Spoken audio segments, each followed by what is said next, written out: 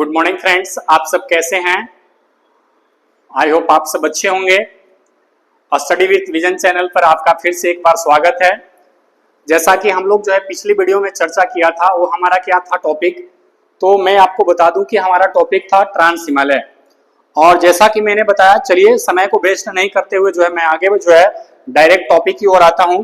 जैसे हमारा टॉपिक क्या है कि आज हिमालय को देखेंगे। आइए हम सभी मिलकर हिमालय पर्वत को समझते हैं। तो हिमालय पर्वत को समझने से पहले थोड़ी सी मैं आपको फिर से मैं एक दो पॉइंट मैं आपके लिए रिपीट करा दूं, तो कहीं आपके लिए बेहतर साबित होगा। चलिए, मैंने पिछली क्लास में क्या देखा था, तो पिछली क्लास में मैंने क्या देखा था, यानी कि क्या था हमारे प्यारे मित्र। तो यहाँ पे देखेंगे तो हमारा क्या था, ये ट्रांस हिमालय था। इसके बाद हमारा क्या था, बृहद था। इसके बाद हमारा लघु था। इसके बाद हमारे क्या थे, शिवालिक थे। अब इसमें से पिछली क्लास में मैंने ट्रांस हिमालय को पढ़ लिया था। आज के लेक्चर वाइज में हम लोग पढ़ने वाले हैं बृहद हिमालय। ऑफलाइन वाले कोई दिक्कत है? यदि कोई दिक्कत है तो आप अपनी समस्या को जरूर बताएंगे, क्योंकि समस्या के हल करने के लिए मैं आया हूं। और यदि समस्या को यदि आप नहीं बताते हैं तो फिर कहीं आपके लिए प्रॉब्लम खड़ी हो सकती है। चलिए, हम डायरेक्ट टॉपिक की ओर आते हैं। वो हमारा टॉपिक क्या है प्यारे मित्र, तो टॉपिक है हमारे आज का हिमालय। यानी कि आज हमारे क्या है, हिमालय की टॉपिक है। मैं बता दूं इसमें से हिमालय के कितने भाग हैं, इसमें से तो मैंने चर्चा कर लिया कि हिमालय को मुख्य रूप से मैंने इस पार्ट में मैंने बांट लिया। अब मुख्य हिमालय की यदि बात कर लूं तो मुख्य हिमालय के ही भाग ये तीन भाग है, जिसको बृहद हिमालय, लघु हिमालय या फिर हम इसको शिवालिक कहते हैं। ट्रांस हिमालय, जिसको हम पार की हिमालय की चर्चा कर रहे थे, ये हिमालय के निर्माण के पहले इसकी निर्माण हो चुकी थी। अब इसके बाद मैं थोड़ी सी आपको स्पष्ट कर दूं कि हिमालय के तीन प्रमुख शाखा क्या क्या है। तो हिमालय की तीन प्रमुख शाखा में यदि देख लेंगे यहाँ पे प्यारे मित्र, तो इसको मैं आपको बता दूं कि यहाँ पे हिमालय की तीन वो प्रमुख शाखा क्या है। थोड़ी सी आप यहाँ पे बातों को ध्यान से समझेंगे।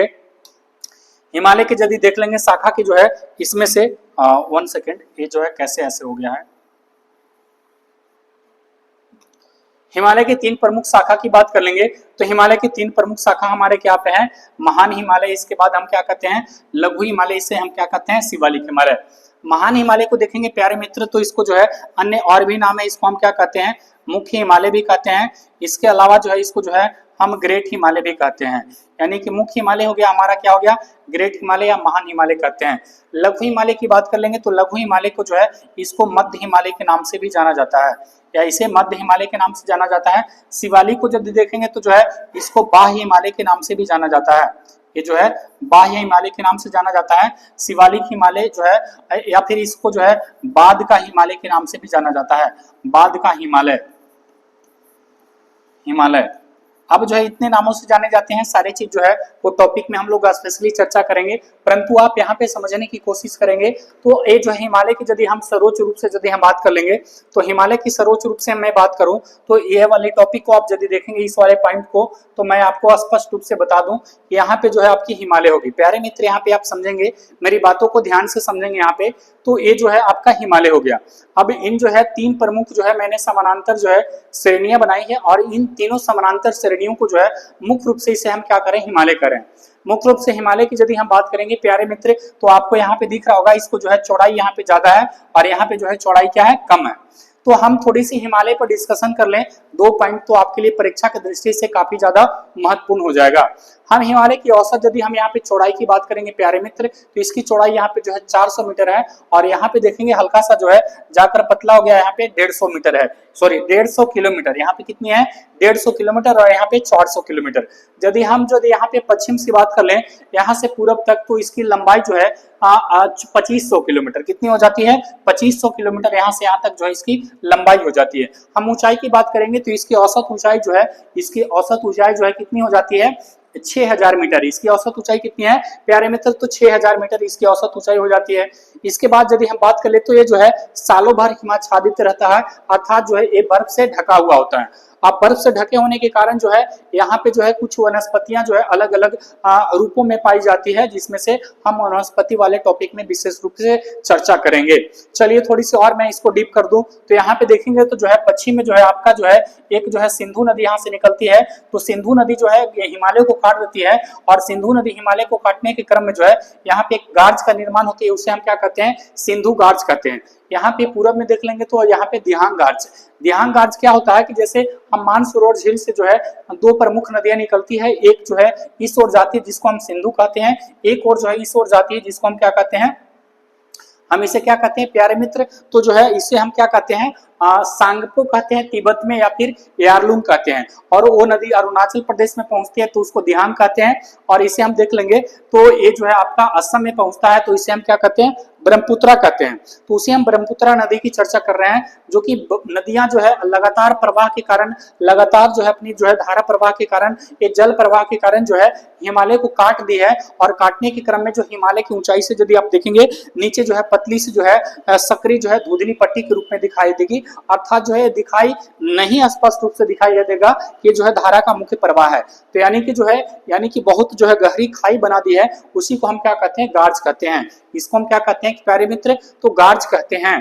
तो यानी कि जो है पूरब में जो है दिहांग गार्ज से लेकर जो है पश्चिम में जो है आपका सिंधु गार्ज तक जो है विस्तृत है। हम इसकी बात कर ले तो हिमालय की औसत ऊंचाई कितनी है 6100 मीटर है। सॉरी ये जो है मुख्य हिमालय की जो है यहाँ पे जो है दिया हुआ है, इसमें से ये ए वाली को आप नहीं देखेंगे। अब जो है मैंने टोटल जो है मैंने बताया कि पूरी हिमालय की जो है यहाँ पे देख लेंगे तो औसत चौड़ाई जो है आपका कितनी है 400, यहाँ पे कितनी है इसकी 150 है। इसके बाद जो है टोटल इसकी औसत ऊंचाई कितनी होगी 600 होगी। अब जो है इन सारी जो है विविधों पर मैंने चर्चा कर लिया। अब थोड़ी सी इसको हम देख लेंगे तो रेड कलर से प्यारे मित्र इसको क्या बोलते हैं मुख्य हिमालय बोलते हैं। जो इस कलर से इसको क्या बोलते हैं लघु हिमालय बोलते हैं। इस वाले को हम क्या बोलते हैं शिवालिक हिमालय बोलते हैं। अब जो है तीनों कलर अलग अलग से बनाए हुए हैं जो कि आपको जो है समझ में आ रहे होंगे। अब हम चर्चा क्या करने वाले हैं, वो चर्चा करने वाले हैं आज के टॉपिक में हमारा क्या होने वाला है मुख्य हिमालय। यदि यहाँ पे देख लेंगे तो आज के टॉपिक में हम लोग क्या चर्चा करने वाले हैं मुख्य हिमालय की चर्चा करने वाले हैं।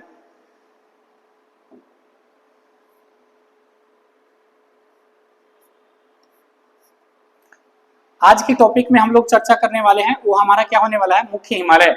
मुख्य हिमालय को जो है आज हम लोग समझेंगे। तो मुख्य हिमालय की यदि मैं बात करूं कि स्पेशली मुख्य हिमालय जो रेड कलर से दिख रहा है मुख्य हिमालय है। और मुख्य हिमालय की यदि हम औसत ऊंचाई की बात करेंगे तो मुख्य हिमालय की यदि औसत ऊंचाई बात करेंगे प्यारे मित्र तो इसकी औसत ऊंचाई जो है वो कितनी है 6100 है। इसकी औसत ऊंचाई यदि हम बात करेंगे तो कितनी है मुख्य हिमालय की औसत ऊंचाई जो है 6100 मीटर है। हम इसकी लंबाई की बात करेंगे तो लंबाई कितनी हो जाएगी सेम हो जाएगी यानी कि 2500 किलोमीटर। यहाँ से लेकर जो है यहाँ तक देखेंगे तो 2500 किलोमीटर हो जाएगा। इसके बाद यदि हम चौड़ाई की बात करेंगे तो चौड़ाई जो है इसकी जो है देख लेंगे तो 100 जो है आपका 20 से 190 यानी कि 120 से 190 हो जाएंगे। यानी कि 120 किलोमीटर जो चौड़ाई जो है इसकी कहाँ पे है अरुणाचल प्रदेश यानी कि तिब्बत के क्षेत्र में इसकी जो है सबसे कम चौड़ाई है। और यहाँ पे जो है हिमालय की जो है मुख्य हिमालय की चौड़ाई जो है ज्यादा हो गया 190 किलोमीटर यानी कि पश्चिम क्षेत्र में ज्यादा चौड़ा है और पूर्व क्षेत्र में जो है कम चौड़ा है। लेकिन अंतर क्या है कि पश्चिम क्षेत्र में हिमालय की ऊंचाई जो है कम है लेकिन पूर्व क्षेत्र में हिमालय की औसत ऊंचाई अधिक है। पूर्व में हिमालय की औसत ऊंचाई अधिक है परंतु जो है पश्चिम में हिमालय की औसत ऊंचाई जो है एक कम है। इसके बाद जो है मैं एक पॉइंट की चर्चा कर लिया। अब देख लेंगे तो विश्व की अधिकांश ऊंची चोटियां जो है ये कहाँ पे अवस्थित है तो यानी कि मुख्य हिमालय जिसको महान हिमालय की बात करेंगे। अब जो है मुख्य हिमालय को यदि देख लेंगे तो नेपाल की तरफ से नेपाल या तिब्बत की तरफ से देखेंगे तो इसकी जो है एक मंद ढाल है लेकिन भारत की दक्षिण की दिशा से देखेंगे तो इसकी ढाल जो है सर्वाधिक है यानी कि तीव्र है। तीव्र ढाल होने के कारण जो है इस तरफ से चढ़ना बहुत मुश्किल है। लेकिन हिमालय की यदि बात कर लेंगे स्पष्ट रूप से तो हिमालय जो है आपके शीतकालीन यानी कि जो है शीत पवनें चलती है जिसको हम ध्रुवीय पवन भी कहते हैं। तो शीत पवन से जो है भारत को सुरक्षा प्रदान करती है। लेकिन भारत में जो है शीत ऋतु के जो है कारण भी क्या बनता है यानी कि उत्तरी भारत में शीत ऋतु का कारण भी क्या बनता है हिमालय बनता है। तो यानी कि जो है हमारे जो है दिसंबर जनवरी फरवरी के माह में जो है हमारे जो है ठंड पड़ते हैं। तो ठंड पड़ने के कारण क्या है हमारे यानी कि हिमालय के कारण ही जो है हमें ठंड पड़ती है। अब जो है इन जो है ये भी कारण एक महत्वपूर्ण है लेकिन साथ साथ जो है यानी कि जो है चीन और जो है भारत के बीच जो है एक सुरक्षा दीवार के भांति भी जो है ये अवस्थित है। हाँ अब हम चलेंगे तो जो है मैंने बताया कि जो है विश्व की अधिकांश ऊंची चोटियां कहाँ पे है प्यारे मित्र तो यानी कि जो है हिमालय पर है मुख्य हिमालय पर है। अब यदि हम इसके पूरब से पश्चिम की क्रम को मैं गिना दूं तो पश्चिम में देख लेंगे कि जम्मू कश्मीर में क्या है हमारा नंगा पर्वत। मैं क्रम से दिख रहा हूँ पश्चिम में क्या है नंगा पर्वत, इसके बाद क्या है कामेत है, इसके बाद नंदा देवी, धौलागिरी, अन्नपूर्णा, माउंट एवरेस्ट, मकालू, मसालू, कंचनजंगा, नामचा बरवा, यानी कि जो है हिमालय की सबसे पूर्वी चोटी क्या हो गया, सबसे पूरब में देखेंगे नामचा बरवा और सबसे पश्चिम में देखेंगे तो जो है कंचनजंगा। तो आप यहाँ पे देखेंगे सबसे पश्चिम नंगा पर्वत और सबसे पूरब में जो है नामचा बरवा हो गया। ये जो है मैं क्रम से बता रहा हूं, फिर से एक बार मैं रिपीट कर दे रहा हूं, इस बार जो है पूरब से, पूरब में सबसे पूरब में नामचा बरवा, इसके बाद कंचनजंगा, मसालू, मकालू, माउंट एवरेस्ट, अन्नपूर्णा, धौलागिरी, नंदा देवी, कामेत और जो है सबसे पश्चिम में नंगा पर्वत। आई होप आपको समझ में आ गया होगा, आप इसे स्क्रीनशॉट कर लेंगे। हो गया। चलिए अब जो है ये तो मैंने जो है क्रम से पूरब से पश्चिम की क्रम मैंने बताया। अब इसकी ऊंचाई के आधार पर मैं चर्चा कर लूं तो ऊंचाई के आधार पर आएंगे प्यारे मित्र, तो इसे ऊंचाई के आधार पर देखेंगे तो मैं आपको ऊंचाई के आधार पर भी जो है मैं आपको स्पष्ट कर दूं, ऊंचाई के आधार पर जो है मैं आपको स्पष्ट कर दूं, जो कि जो है ऊंचाई के आधार पर देख लेंगे तो ऊंचाई के आधार पर जो है मैं आपको स्पष्ट कर देता हूं। एक मिनट,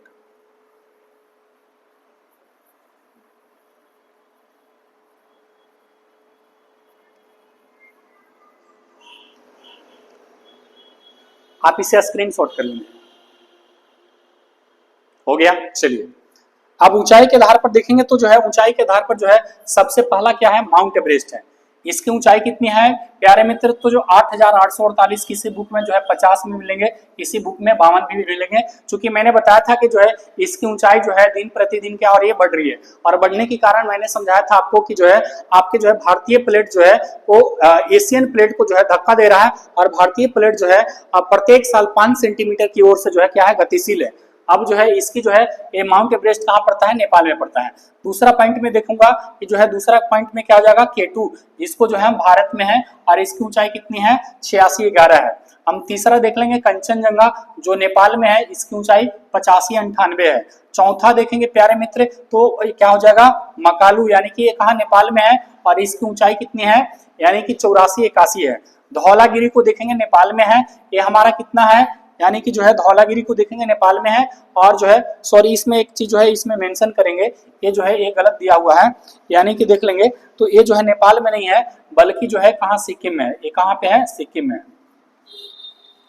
और सिक्किम कहाँ पड़ता है, ये जो है सिक्किम पड़ता है जो है भारत में। अब इसके बाद जो है नंगा पर्वत की बात करेंगे। नंगा पर्वत जो है कहाँ पे, भारत में है, जम्मू कश्मीर में, और 8126 इसकी क्या है, ऊंचाई है। अन्नपूर्णा की बात करेंगे तो नेपाल में पड़ता है, ये 80 जो है 78 इसकी ऊंचाई है। नंदा देवी की बात करेंगे भारत में पड़ता है, इसके बाद 7817 इसकी ऊंचाई है। कामेत की बात करेंगे भारत में है, इसकी ऊंचाई 7756 है। नामचा बरवा की बात करेंगे सबसे पूरब चोटी है, ये तिब्बत में, चीन में पड़ता है, ये इसकी ऊंचाई कितनी है, 7756 है। बुर्ला मंदाता की बात करेंगे, कैलाश की सबसे ऊंची चोटी है, तिब्बत में अवस्थित है, जो कि इसकी जो है ऊंचाई कितनी है, 7728 है। तो आई होप आपको समझ में आ गए होंगे। लेकिन सवाल यहाँ पे क्या बनेंगे प्यारे मित्र, तो मेरी बातों को ध्यान से सुनेंगे कि जो है सर ने क्या बताया था। थोड़ी सी बात को ध्यान से सुनेंगे और जो है पेन आप ले लेंगे और कॉपी ले लेंगे, और इसे जो है ऑफलाइन वाले बच्चे भी जो है आप इसे पेन और कॉपी ले लेंगे, चूंकि जो है आप इसे पेन डाउन जरूर कर लेंगे, चूंकि मैं जो बोलने जा रहा हूँ वो सबसे महत्वपूर्ण सवाल बन रहे हैं। अब देखेंगे तो यहाँ पे सवाल क्या बन रही है कि विश्व की सबसे ऊंची चोटी क्या है, माउंट एवरेस्ट। मेरी बातों को ध्यान से सुनेंगे, ऑनलाइन वाले बच्चे ध्यान से मेरी बातों को सुनेंगे। विश्व की सबसे ऊंची चोटी क्या हो जाएगा, माउंट एवरेस्ट। हिमालय की सबसे ऊंची चोटी क्या हो जाएगी, माउंट एवरेस्ट। विश्व की दूसरी ऊंची चोटी क्या हो जाएगी, K2। काराकोरम की सबसे ऊंची चोटी क्या हो जाएगी, K2। भारत की सबसे ऊंची चोटी क्या हो जाएगी, K2। आप पेन डाउन करते चले जाएंगे। अब जो है विश्व की तीसरी ऊंची चोटी क्या हो जाएगी, कंचनजंगा। हिमालय की जो है तीसरी ऊंची चोटी क्या हो जाएगी, सॉरी हिमालय की दूसरी ऊंची चोटी क्या हो जाएगी, कंचनजंगा। भारत की जो है हिमालय की सबसे ऊंची चोटी कौन हो जाएगी, कंचनजंगा। फिर से मैं रिपीट कर रहा हूं यहाँ पे सवाल को, विश्व की सबसे ऊंची चोटी माउंट एवरेस्ट। ऊंचाई के आधार पर यदि देखेंगे, विश्व की सबसे ऊंची चोटी माउंट एवरेस्ट, हिमालय की सबसे ऊंची चोटी माउंट एवरेस्ट। हम देख लेंगे तो विश्व की दूसरी ऊंची चोटी K2, काराकोरम की सबसे ऊंची चोटी K2, भारत की सबसे ऊंची चोटी K2, विश्व की तीसरी ऊंची चोटी कंचनजंगा। समझ में आ रहा, हिमालय की दूसरी ऊंची चोटी कंचनजंगा, चूंकि ये जो है काराकोरम का है, ये कंचनजंगा, और भारत की हिमालय की सबसे ऊंची चोटी कंचनजंगा।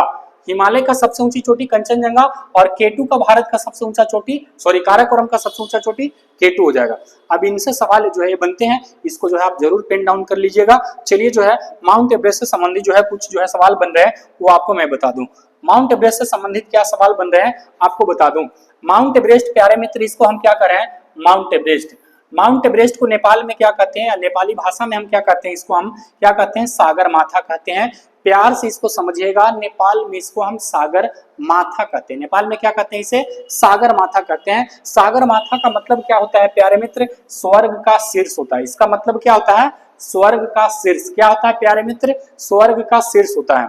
यदि हम माउंट एवरेस्ट को तिब्बती भाषा में बात करेंगे तो तिब्बती भाषा में इसे हम क्या कर रहे हैं, तो तिब्बती भाषा में देखेंगे तो इसे हम चोमोलंगमा पर्वत कहते हैं। क्या कहते हैं, चोमोलंगमा पर्वत। और चोमोलंगमा का मतलब क्या होता है, पर्वतों की रानी होती है। इसका मतलब क्या होता है, पर्वतों की रानी। आई होप आपको समझ में आ रहे होंगे। ऑफलाइन वाले बच्चे कोई दिक्कत है तो बताएंगे कि जो है दिक्कत हो रहा है। थोड़ी सी मेरी बातों को फिर से मैं स्पष्ट कर रहा हूँ। नेपाल में इसे सागर माथा मतलब होता है स्वर्ग का शीर्ष। हम तिब्बती भाषा में चोमोलंगमा, इसका मतलब होता है पर्वतों की रानी। आई होप आपको समझ में आ गए होंगे। चलिए जो है अब जो है फिगर से मैं जो है आपको काउंट करवा देता हूं ताकि आपको जो है लंबे समय तक दिमाग में रहे। चलिए यहाँ पे अब आते हैं, इसको जो है थोड़ा सा आप समझेंगे और इसको आप स्क्रीनशॉट भी कर लेंगे। हो गया और हट जाओ, चलिए हो गया। चलिए अब इसमें देखते हैं, मैंने जो ऊंचाई के आधार पर बताया कि माउंट एवरेस्ट दुनिया की सबसे ऊंची चोटी, इसकी ऊंचाई कितनी है प्यारे मित्र, तो जो है 8,848 है। 50 52 भी इसको देता है। ये कहाँ अवस्थित है, नेपाल में अवस्थित है। कहाँ पे है, नेपाल में है। इसके बाद यदि हम बात करेंगे तो दूसरा कौन सा है, केटू है। और केटू कहाँ पे है, काराकोरम है। यानी कि फिगर के आधार पर आपको समझ में आ रहे होंगे। इसकी ऊंचाई कितनी है, 8611 मीटर है। और ये कहाँ पड़ता है आपका, जो है पीओ के क्षेत्र में पड़ता है। इसके बात कर लेंगे तो जो है कंचनजंगा जो हो गया आपका तीसरी ऊंची चोटी होगी, जो कि 8598 है। और भारत की हिमालय की सबसे ऊंची चोटी हो गया, यानी कि कौन सा, कंचनजंगा। और जो है हिमालय की जो है दूसरी ऊंची चोटी कंचनजंगा। और जो है हिमालय विश्व की सबसे ऊंची चोटी आपका कंचनजंगा। ये कहाँ पे पड़ता है, सिक्किम में। ये जो है अगला क्या हो गया, मकालू। अगला क्या हो गया, मकालू। मकालू कहाँ पड़ता है, नेपाल में। इसकी ऊंचाई कितनी है देख लेंगे तो जो है 8481 है।